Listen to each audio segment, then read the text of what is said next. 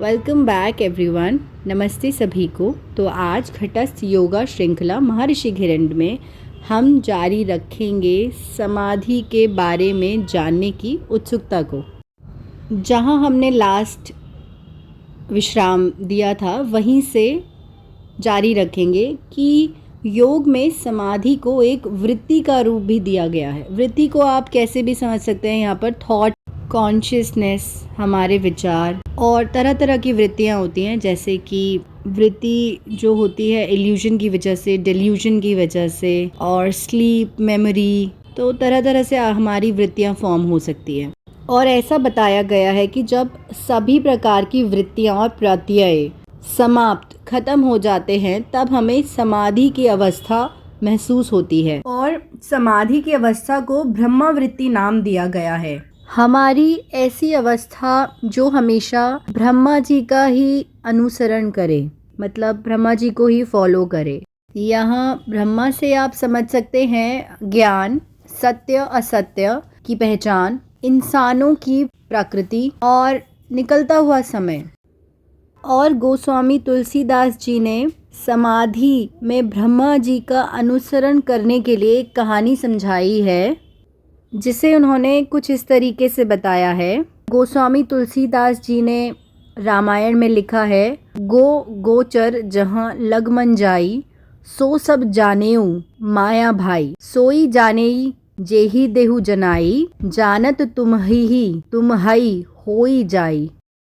अर्थात एक मौलवी थे, उन्हें तीर लग गया और अब तीर को निकालना था तो कैसे निकाले। लोगों ने कहा कि जब ये ध्यान में बैठेंगे और समाधिष्ठ हो जाएंगे तब हम तीर निकाल लेंगे। और जब वे नमाज में बैठे और समाधिष्ठ हो गए तब तीर को बहुत आसानी से निकाल लिया गया। तो यहाँ पर समझाया गया है कि ब्रह्मा का अनुसरण इतना फ़ायदेमंद होता है कि आपको दर्द, पीड़ा, अच्छा बुरा कुछ भी महसूस नहीं होता, क्योंकि आप दृष्टांत बन जाते हैं, देखने वाले, अनुभव करने वाले नहीं, देखने वाले। एक और छोटा सा एग्जाम्पल है इसको समझाने के लिए कि नमक की डली जब समुद्र में जाती है तब लौटकर नहीं आती, वहीं अपने आप को भूल जाती है।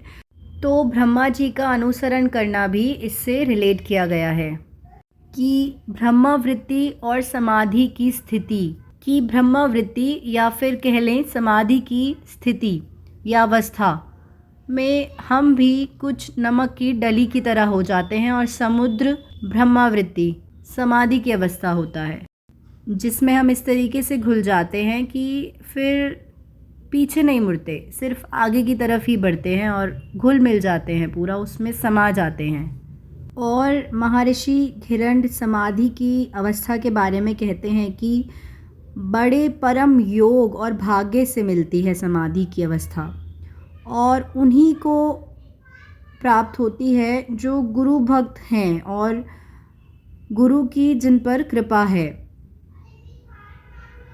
अपने गुरु के प्रति, आत्मा के प्रति और मन का जैसे दिनों दिन बोध बढ़ता जाता है, उसी योगी को समाधि के अभ्यास का अधिकारी भी समझना चाहिए। शरीर से मन को अलग करके परमात्मा में लगा देने से योगी मुक्त होता है। मैं ब्रह्मा से अलग नहीं, वरन ब्रह्मा ही हूँ, मैं शोक युक्त नहीं, सच्चिदानंद स्वरूप और नित्य मुक्त स्वभाव वाला हूँ। ऐसा महर्षि घिरंड समाधि की स्थिति के बारे में कहते हैं।